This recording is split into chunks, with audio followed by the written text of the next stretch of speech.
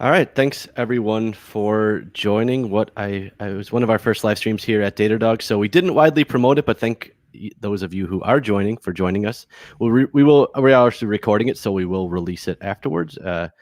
Obviously, this is a time where a bunch of people who were not remote employees and were working in offices suddenly are finding themselves working remotely. And I think some people are struggling with that. So what I wanted to do here on this live stream is get a group of folks from Datadog together who have been remote for a long time to give like some real world tips and tricks, a little bit about their setup, a little bit about, we were all remote new at some point in our career. So some common pitfalls or things that we felt that we learned the hard way and we could help you maybe learn a little bit easier through our experience. I think one thing to start off and note with, obviously, for us, we work full-time remote and our remote employees. For those of you who are just going remote for a short time, much of this will apply. I think some of it won't. So we'll try to underscore where we think it's broadly applicable and where we think it's maybe more applicable for those of you who are more full-time remote. So this will also be useful for folks that are going full-time remote newly, be it now or in the future. So with that in mind, let me start this off by welcoming our panelists, Kaylyn, Cody, and Kirk. Like I said, we're all from Datadog.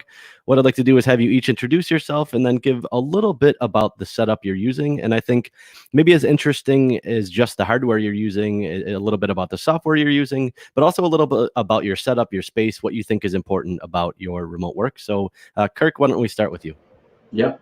Hey, so I'm Kirk Kaiser. I'm a technical evangelist over at Datadog. And my remote setup is obviously a dedicated office with a door that I can close. I have a 19-month-old toddler, so very important to be mindful of muting whenever I can, which is usually all the time. I have an external monitor, a CalDigit TS3 that I use to plug everything in. It's kind of one cable to plug in everything and have basically my desk experience. To the right of me, I also have a Linux desktop machine, just because it's easier to spin up Kubernetes stuff with a bunch of processors. And then, yeah, besides that, I like to keep handy at my desk. I always have my notebook for writing, and I usually have a fountain pen too. And I find that writing things down physically gives me a little bit more space when I'm working remote all day to hear people's conversations and not kind of be typing and be able to be distracted by all the other things that can possibly be going on with your computer. Besides that, I've got like a Stream Deck set up for whenever I'm streaming. It's really quite nice. You have one of these, and it basically, you can program it with buttons for whatever you want to switch between without having to do something like Alt-Tab and just see everything going on. So that's pretty much it. Awesome, thanks. I actually bought a Stream Deck as a result of Kirk's recommendation, and so far it's been great. So Kaylyn, why don't we move on to you? Sure. So I'm Kaylyn Sigler. I'm a team lead for documentation, and I have a little bit more straightforward of a setup than Kirk. I just have an extra monitor, headphones. I think for me, the most important part is that I have an entirely separate space for working. I only work in this space. That's the only thing I do. When I'm done working, I leave the space, and I have kind of everything here, like a bottomless supply of coffee, everything here that I need to really feel like I can be successful and focused. And then when I'm done, I completely remove myself from this space. So. Great, thanks. Cody? All right, so Cody Lee, I'm actually an engineering team lead on one of the alerting teams here at Datadog. So I would say my setup's a bit on the extreme end. I enjoy working remote and have been for a while. I have in front of me an 80-inch standing sit-stand desk. I have 7 monitors right now in front of me. That includes an iPad and external personal laptop that I have that I put some things on. I actually do have Datadog dashboard sitting right above me that you can't see. But most importantly, locking office windows so I can actually see some daylight, even if it's raining and cloudy and thunderstorms. Still nice, I can open them up, have that kind of view. But yes, a locking door, like Kirk mentioned, I have 2 kids of my own, so that's very important. And then next to me, which is out of sight, I have a whole server rack also as well to spin up whatever I want. Great, thank you. And lastly, I guess I'm somewhere in the middle here setup-wise because 7 monitors is both impressive and scary all at the same time. My name is Jeremy. I lead the community team here at Datadog. And my setup is 2 monitors. I have a mechanical keyboard, which I really like. As I said, also have a Stream Deck now. I kind of do a hybrid setup where I have a Linux machine that is mine and the laptop, which is a Mac, which is Datadog's, and go between them depending on what I'm doing. For things like this, I have a Shure SM7 going into a Focusrite, so the audio quality is really important to me. I also do some podcasting, just a pretty simple setup webcam-wise, a Logitech that I think everyone on Earth almost has at this point. Although I did notice they're out of stock at Amazon right now, so if you're trying to get one, might be a little bit difficult. One thing that we all have, because I have this as well, which is a dedicated space, and this is one of the things that I wanted to underscore. All 4 of us are in the super fortuitous position that we have a dedicated space. What's your opinion or recommendation for those that maybe don't have a locking door or can't dedicate an entire room with a very nice bookshelf behind it like Kirk can? For some people, this might just be somewhere in the corner they put things and that's what they have access to, but I still think it's important regardless of what you make it. So do you have any experiences in previous places where you've lived, or any other things you'd want to pass on where you maybe can't have the dedicated spaces that we all have today? For sure. So I think if you're in a smaller space, it's still the same thing. Even if you need to build something to work on every day or open something up to work on every day, and then something you can physically close every day, it's just about the mental space of knowing, okay, I'm finished with that, and I am now a different person. I'm no longer a work person. I'm officially home person who is here and present for everybody in my family who needs me. And it's tough, having kids too and being remote right now, because there are times when your partner just needs a break and your partner just needs a hand. And like sometimes you'll hear it and you'll be like, okay, this is getting to be one of those times where I need to step out and I need to be flexible. And in those cases where you don't necessarily have or the space to be as rigid as you can, try to just keep a limit on things and try to just be mindful, especially for the other people who are helping you out in general. Just try to keep a space that you build, you close, and then it's gone and it's away, and you can get that mental space from what you're doing. Yeah, I agree. Cody, Kaylyn, anything to add there? Yeah, I'd say that you should absolutely get off of your couch and off of your bed if at all possible. Even if it's a folding table in the corner of your bedroom, having that distinguished space. If it's not something you can fold away like Kirk suggested, even having like a rug under it to distinguish it in your head that this is the workspace, I think is really important. And then I think about my workspace as like building a space for work. So, we all do it to an extent in the office. We build our space.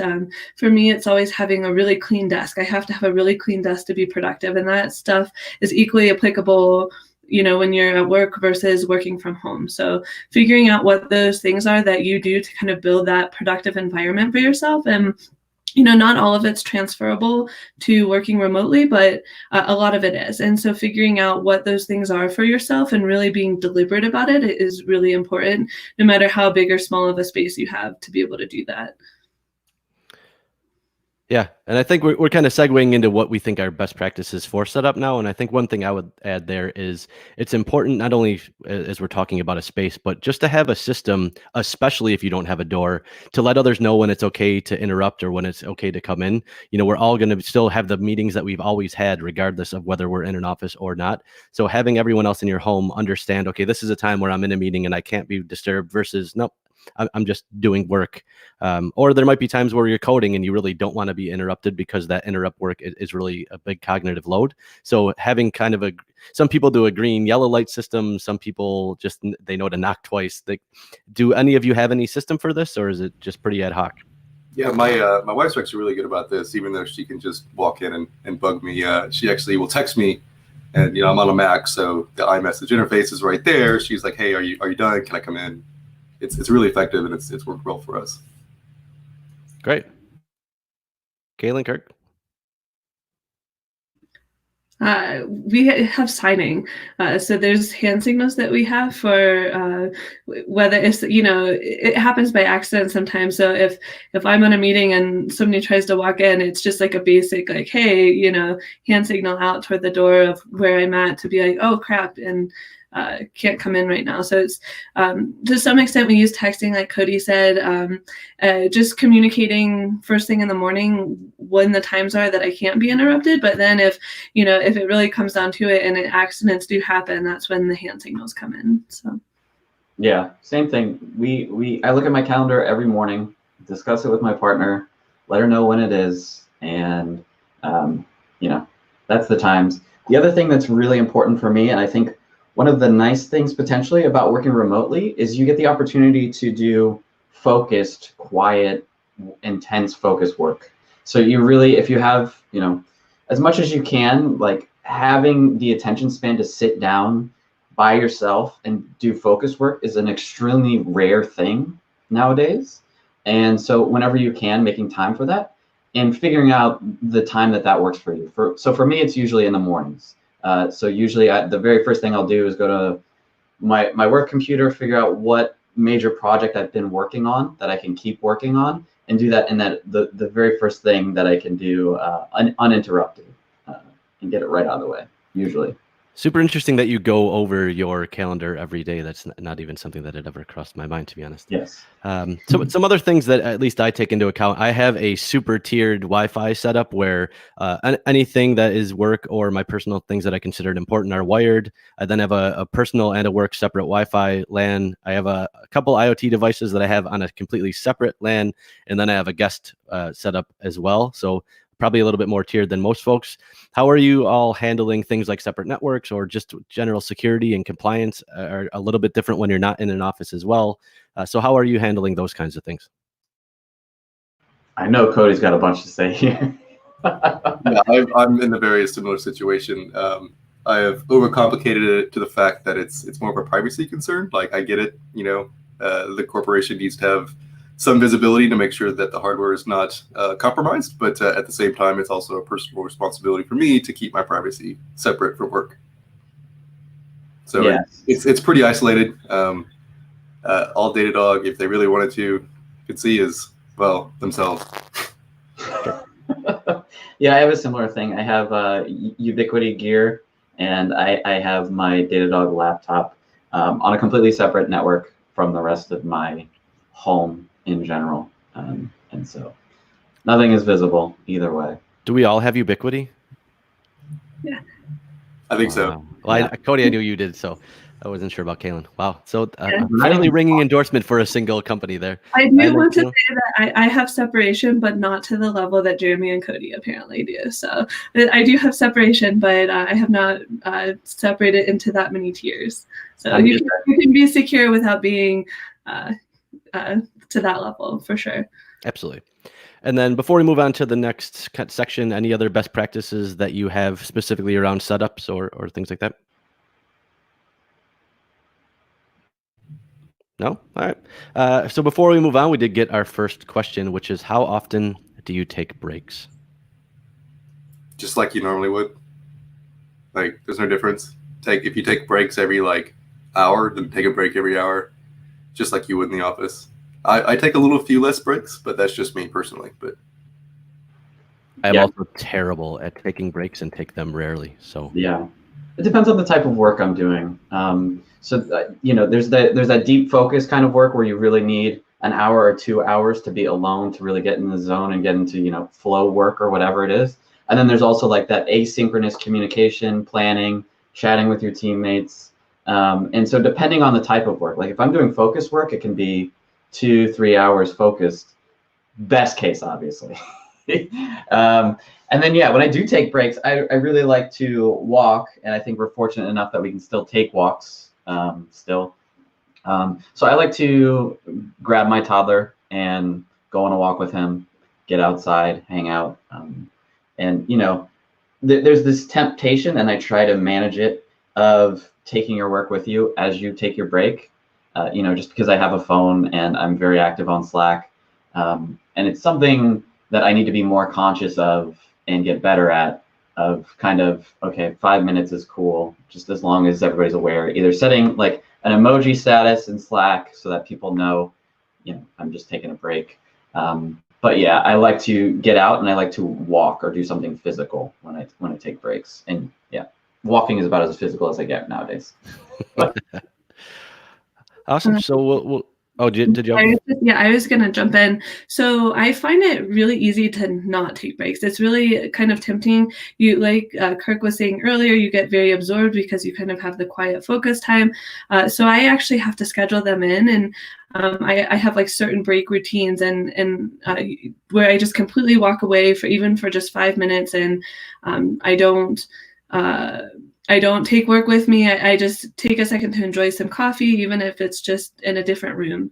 So I think it's really important it's tempting, especially now, to like use work as an escape, right? Where you don't have to pay attention to the news. You don't have to hear a new friend that is sick or something like that, right? But it's really important, I think, just for mental health to make sure and actually schedule it, walk away for a couple of minutes. Yeah, definitely. And that's actually something that we'll cover in a little bit more detail coming up. So why don't we move to the next kind of portion of this, which is tips, tricks, and best practices.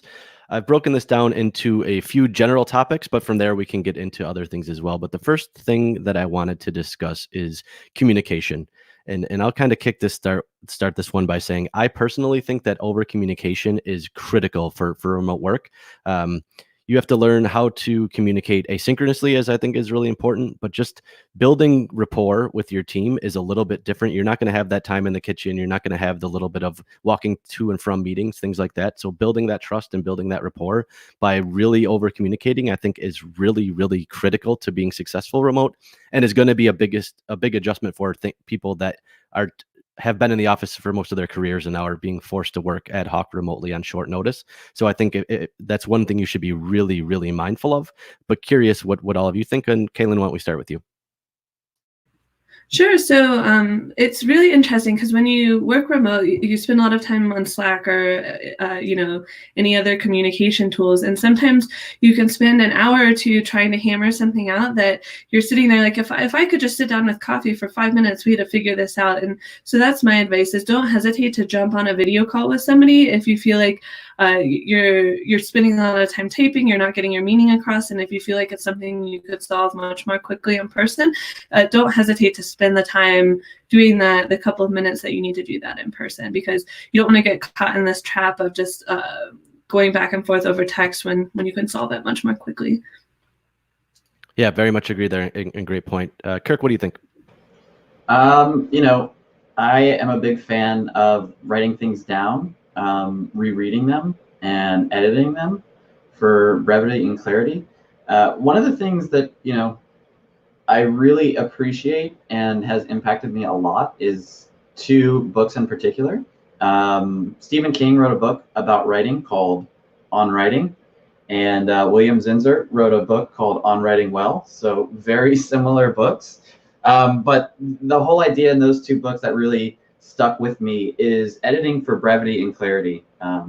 And I think, in all of our communications, we tend to write things down and get them out there. And going remote means a lot of your communication becomes written.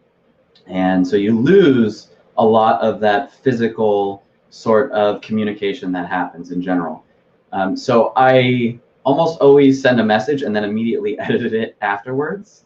And so if anybody's ever communicated with me on Slack, I will send messages extremely quickly and immediately edit them and try to make sure that I'm always getting my point across. I think when you're writing anything, especially in Slack, it's very easy to miscommunicate and offend people potentially, or to get into arguments potentially. And so you really need to make sure to reread everything you write and make sure you're effectively communicating precisely what you mean to say. And that, I think, is one of the biggest keys for me, is just, the other thing is, like I said before, I have a nice fountain pen and paper. I find like the sensory experience of using a nice fountain pen makes me enjoy taking notes and makes me like focus and appreciate the process of listening to people directly and not getting distracted by like typing up notes on my laptop when I'm having a conversation with somebody. And so those are very minor things, but I feel like that's a little bit of what I feel makes me effective, is having a nice pen, having a nice paper. Which... Great. Cody? Yeah, I think for me, like I would say like over communicate, and it's not just like communicating about work stuff, like communicating when you're online, saying good morning, communicating when you're going offline, communicating when you're going for lunch or like a long break. Just that sets boundaries for your teammates and your colleagues to like, hey, I'm offline, don't bug me unless like it's absolutely critical, like the company's gonna die or something's really really bad's happening, stuff like that. So that's one way I like to communicate in that aspect. But also like, because you're not in face-to-face anymore and you don't have those subtle like nonverbal cues and things like that, you should make sure that when you communicate, you're also present. There's a good book by Amy Cuddy called Presence. If you have a chance to read it or listen to the audiobook, it's actually pretty good. But the idea is you should basically know my personality just through Slack. And I put a lot of effort into making sure, it could be silly things with emojis or the way I express myself. But people know my personality a lot of times without me ever physically meeting them or even meeting them on Zoom, which is nice. Yeah, and I think that's a skill that you'll definitely need to build up over time. You're very good at it because you've done it over time. I think the other thing to kind of underscore what a couple of us have said into something else is many teams here require video being on during meetings, and that does help with the nonverbal cues. It's not the same as being in the same room. You can see people's face, but you can't judge their body language quite as well. But that is something else to keep in mind if it is an option, if you are using something like Zoom or other video casting. So moving on a little bit to a new topic, which is staying disciplined and focused, which especially if you're new to remote, this is also really critical to you being successful. It's easy to, if you're not used to being remote, not be disciplined and not be focused. And I think we as a group definitely have worked that out as being remote as long as we have. For me personally, I think one thing that helps is blocking out time for tasks that I know I need to get done, even if they're solo tasks. And it's not just a reminder because I used other things for straight reminders, but it ensures that I have that uninterrupted time to complete that task, because it will get taken with a meeting if I don't block it out. And then things that I meant to do that were important, suddenly it's 7 o'clock, it's the end of my day, and I didn't get it accomplished because I didn't have that time. So what have you found effective for staying disciplined and staying focused? Why don't we do reverse order? Cody, we'll start with you. It's a few things. So a lot of things is how I set up my morning. So, well, right now it's kind of interesting with the gyms being closed, so I'm fixing that. But I start off my morning routine. I wake up, get the kids food, take them to daycare, and then I go to the gym and I do a powerlifting workout, and that starts my morning because that's that's the most physically challenging part of my day. And then I come to work and I'm basically already ready to go. I'm fully awake. That helps set the tone for the day. But I also do the same. I block off time on my calendar. I just put like big block chunks in the morning. Like, okay, this is the time that I'm gonna get stuff done. Great. Kirk? Yeah, so there's a couple things that I do. One of the big things for me is trying to keep at least one thing you want to accomplish every day. And I find that, having, GitHub's really nice in this, and that like, if you do a commit a day, you can see like the little green box.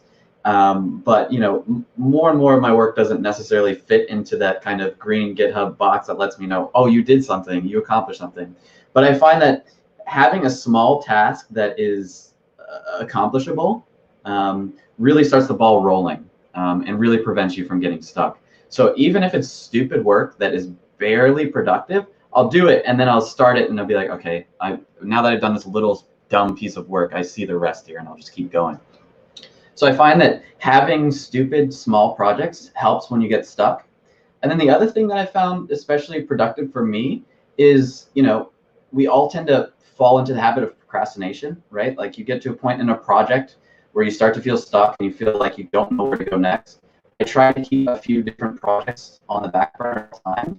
And so I feel the need to procrastinate with another one of those projects. And it's kind of a way of, okay, well, I'll give some space to this project and I'll start working on this other thing. And I find that the productive procrastination of having multiple projects to focus your time on has really given me the space to get past procrastination in general when it happens. Great. Kaylyn?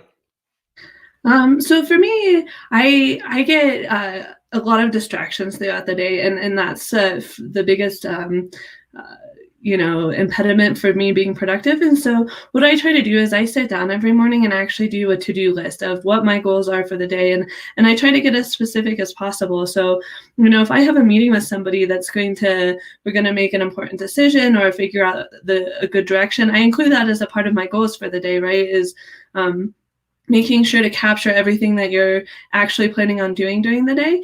And then that really helps me just kind of deal with that overwhelmed feeling when a bunch of different stuff is coming from a bunch of different directions. And then once it gets down to it, and I've, kind of set up my schedule with my partner and all of that stuff and discussed it and communicated it, if it comes down to it, you can't feel guilty putting on headphones and just focusing, right? And not necessarily worrying about other things that might be going on in the house. So not feeling guilty about doing that, especially if you've communicated it well with the people in your household, I think is really important. And figuring out, whether it's headphones or what that thing is for you that helps you just buckle down and do it, that's key. Yeah, absolutely. Great. So moving on to the next topic or thing we wanted to cover, which was mental health and well-being, which I think can sometimes be underappreciated, the impact that going remote will have on your mental health and well-being. And we kind of covered the two things that I was going to bring up, which is to get outside, get exercise.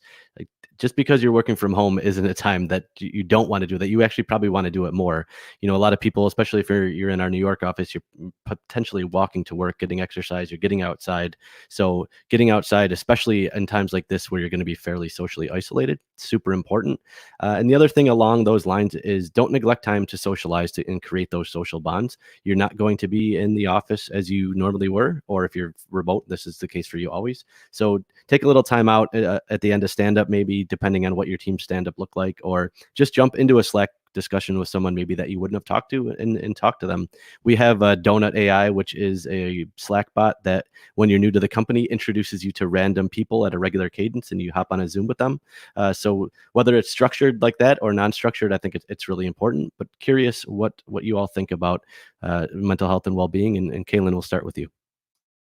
Sure. I think this is very specific to kind of how a lot of people are going remote now, and not necessarily the case, but I think you should limit how much you're looking at the news, because for me, for a couple of days, I fell into this trap where I was just constantly watching it, and it really just messes with you because there's not good news right now. And so limit how much you're watching the news, and definitely still follow it, but make sure it's not a constant stream for you. And then also, if you can't get outside, just to reemphasize what Jeremy said, still try to move around. There's YouTube videos for working out where you don't even need any equipment, but just make sure you're moving around with your family, because it'll help everybody. It'll give you something to do together, and it'll help everybody stay a little bit more sane. So, yeah, I think that's great advice. Moving on to you, Kirk. Yeah, so there's been a few things I've done. When I was single, I would actually schedule time to go outside and force myself to socialize. I no longer have to do that, but I think checking in on friends and family is a big one, especially now. Make the space to, again, as Kaylyn said, over socialize, force yourself to chat with other people, over communicate, over reach out. And then the other thing is, especially with all the wild news going on nowadays, understand that everybody's kind of reacting and processing in their own ways. And so people you may expect to have been super rational or to be, a completely solid person might start having weird decision-making processes. And so just be overly understanding of other people, and that, everybody's processing in their own way, especially now. Yeah, absolutely. Cody? Yeah, I'd agree. It's a little bit difficult right now. I'd say if you still can, get outside, even if it's just like on your balcony or on your back patio or whatever you have. That fresh air and fresh sunlight does wonders for probably most of everybody. Or if you don't have any of that, open a window and just get some fresh air in. Also, just given the situation right now, like reach out to your friends, reach out to your family. Just be a phone call, or if you have like a video chat service that they can use too, depending on their age and their technical abilities. That works wonders. But it also helps if like you have kids, keeps them connected, because if they're not able to regularly see them, they will certainly enjoy that. And I'm sure you will enjoy the small breakaway while they're distracted. Yeah. Awesome. So let's move to the next bigger portion of the talk, and one of the later ones, which is things that we think are common pitfalls, be it to people that are new to remote working in general, or just maybe even things that you think people that remote work quite a bit maybe are a common pitfall. So one of the ones that I have is that not all in all office habits or systems that you used or things that you used to do directly translate. And there is maybe not a remote equivalent. And you have to go into this with the understanding that remote work is slightly different. It's for the vast majority of things the same, but for things that there aren't a direct correlation, it's important to understand that and to identify those things and do them differently. If you just try to work exactly like you did, I think in a lot of cases you're going to be banging your head on the wall in a way that really frustrates yourself and makes you less productive than you potentially could be. And one of the other big ones that I had is that time zones are difficult. They're challenging, especially around this time of year when some places already have had daylight savings, some hasn't. Datadog is super globally distributed. So if you are maybe at a smaller company where it was an office of 12 and you're all in the same city and now you're remote, obviously this doesn't apply to you.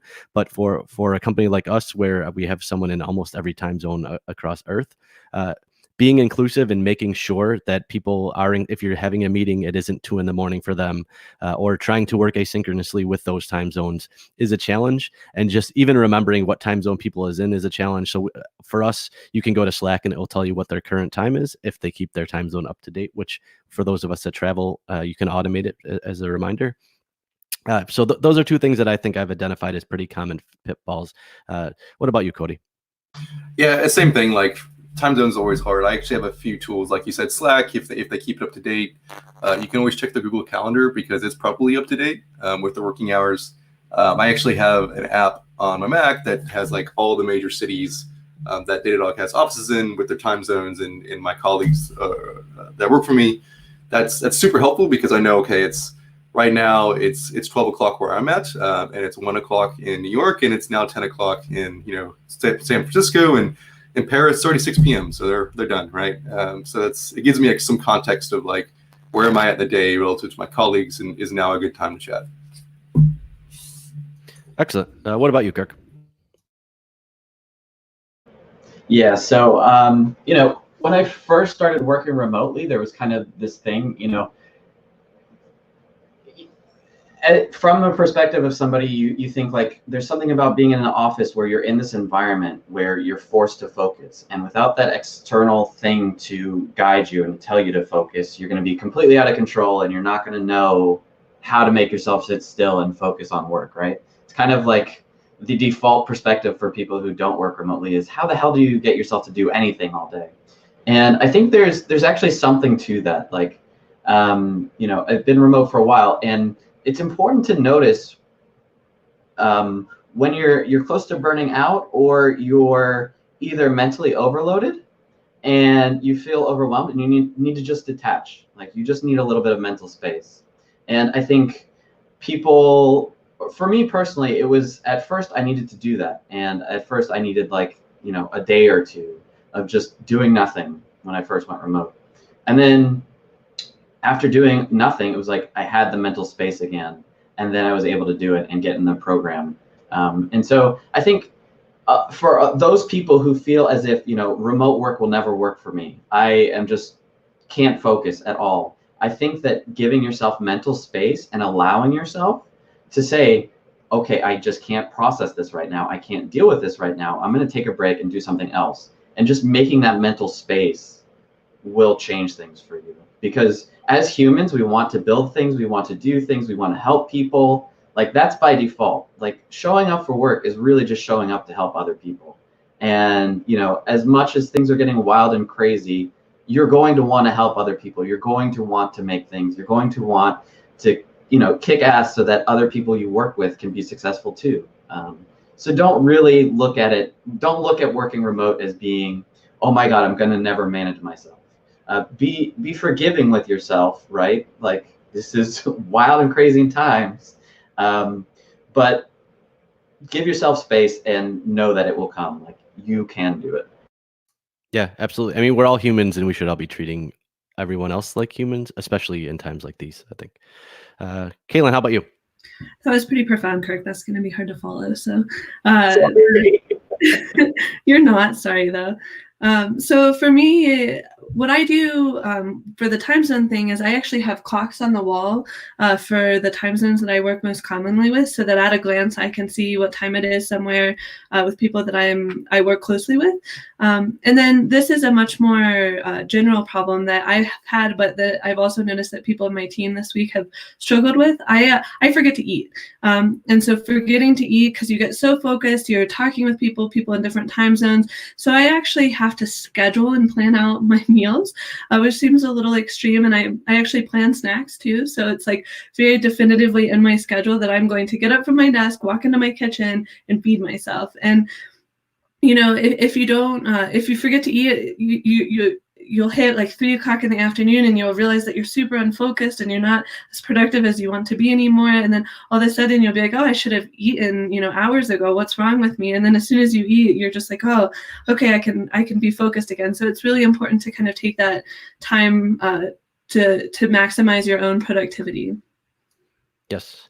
And I'll finish up with one, and that's, don't listen to too many. There is an explosion of how to work remote articles and how-tos and live streams even.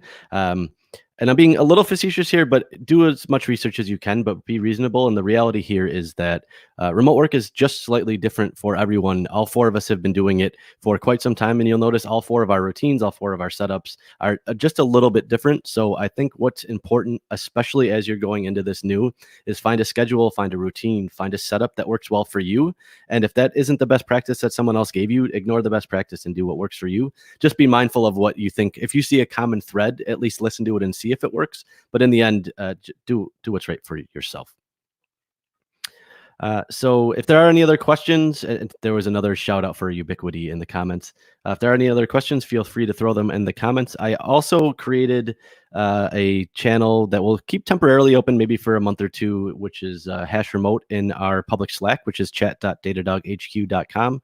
After this is over, if you want to come chat about what we're doing as a group, but also what you're doing, and we can learn from you as much as you can learn from us. So feel free to hop over and we'll discuss it.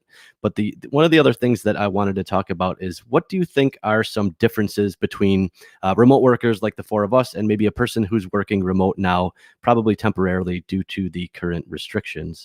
And one thing that I identified here is that remote work isn't for everyone. It obviously works well for all 4 of us. That doesn't mean that it works well for everyone. And that's okay. So if you find yourself at home thinking, I wish I was in an office, like, don't feel bad. It doesn't mean anything except for that remote work isn't right for you. And that's fine. So Kaylyn, what do you think? I think to an extent, your equipment and setup is probably a big difference. You probably don't need Cody's 7 screens if this is just a temporary situation for you. But on the other hand, there's definitely some things that Kirk and Cody both spoke earlier about, kind of learning to speak in your own voice when you're writing, and it's something both of them are really good at. When Kirk types to me, it's almost as if I can hear him saying it, right?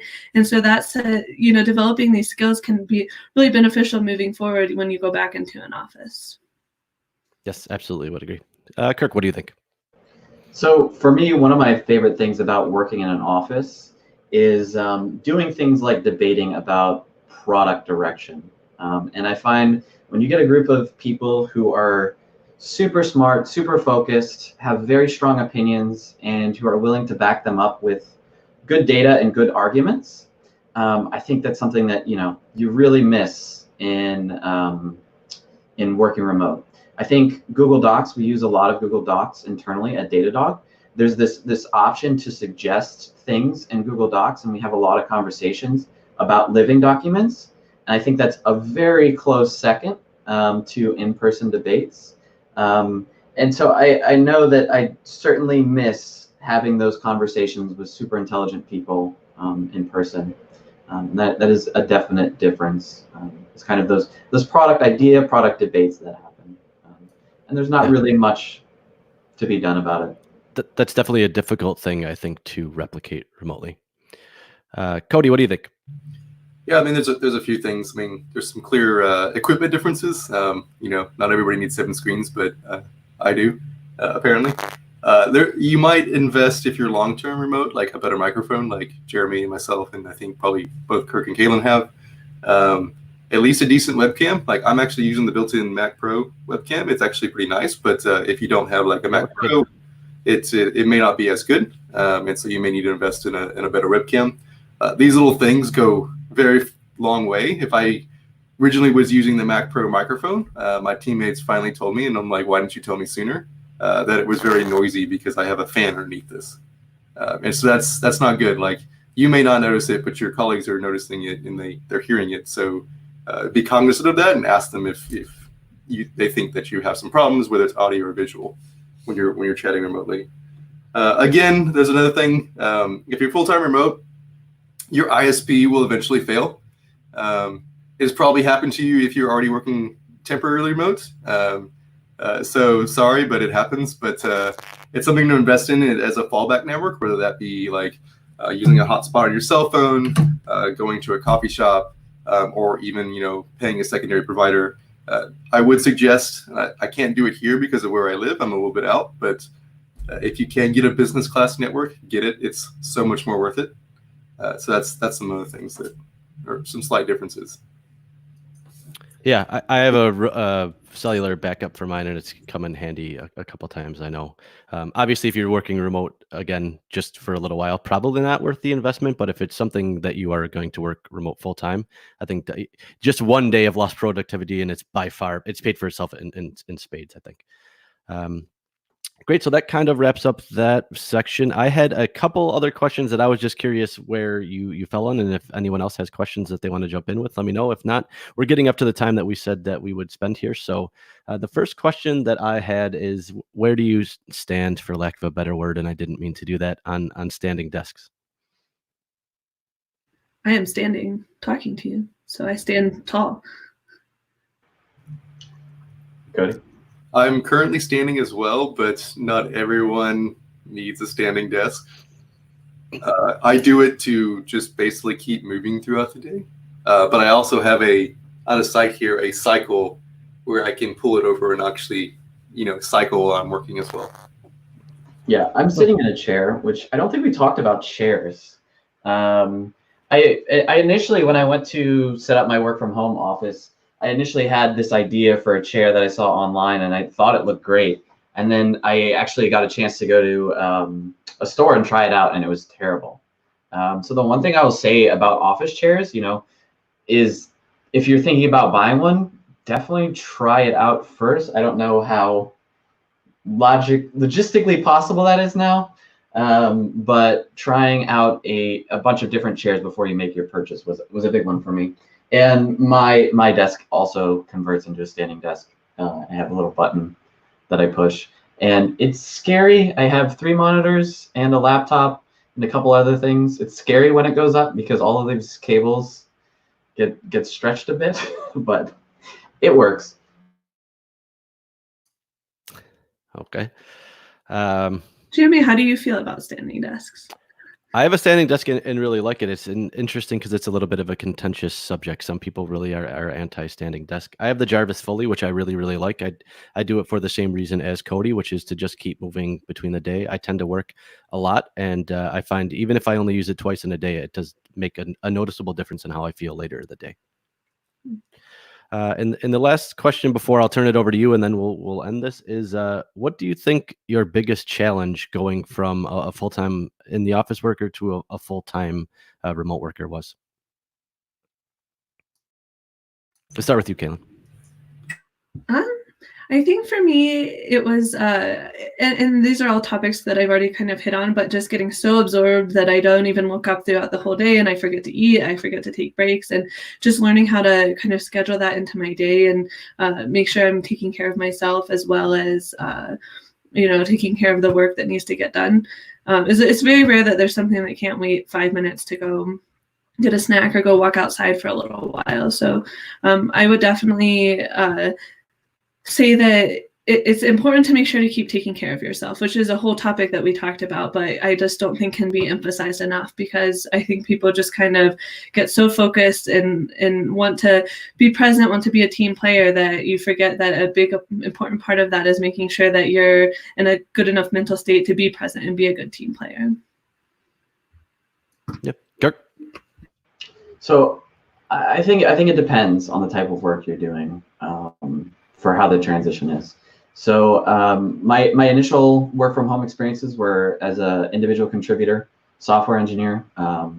And I think for me, realizing the amount of mental capacity I had in a day to do focused software development, and being okay with that amount that I had, and being able to say, okay, this is all I've got for the day, and that's it. And realizing like, okay, I'm done with all of the software development I'll be able to do for the day. And I'm not going to try to push myself and try to, do more than what I know I'm capable of.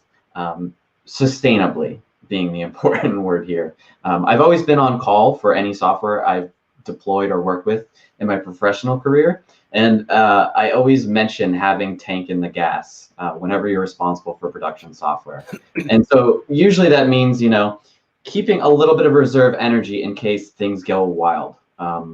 Being a sole engineer on call, it can be overwhelming to have that kind of looming over your head in the back of your mind, like, okay, things can go wrong. And if I'm tired and I'm stressed and I've already pushed myself too hard, things are going to escalate and cascade, and they're going to go from bad to worse. And so depending on the type of stuff you're doing, like if you're on call, you always want to keep something in reserve. And so I think that's something a little bit more deliberate about as you go and you realize, okay, I have a door I can close and I can just work and I can just be focused. Like, this is great. Nobody's interrupting me all day with stupid questions. I can actually just ship software. Managing yourself and managing your output in general are two tricky things. Great. And finally, Cody? I agree with all that. It's all, the hardest part is the mental and emotional part is adjusting to it when you first start going fully time remote. Is just, it's a combination of setting good habits, recognizing when you're in a situation that is not ideal, and knowing that you probably need to take a break and step away from it. And then setting boundaries, like personal life boundaries, but also work life boundaries. So saying, hey, I'm online now. I'm ready to work. I'm signing off. Don't bug me unless I'm on call, right? Yeah. Awesome. So thanks again, Kaylyn, Kirk, and Cody, for joining this live stream. Thanks for the number of people that joined during this, and we'll send, like I said, we'll record it and send it out. But there's a lot of remote content being put up right now. So thanks you for listening to our stories, and look forward to talking to everyone soon.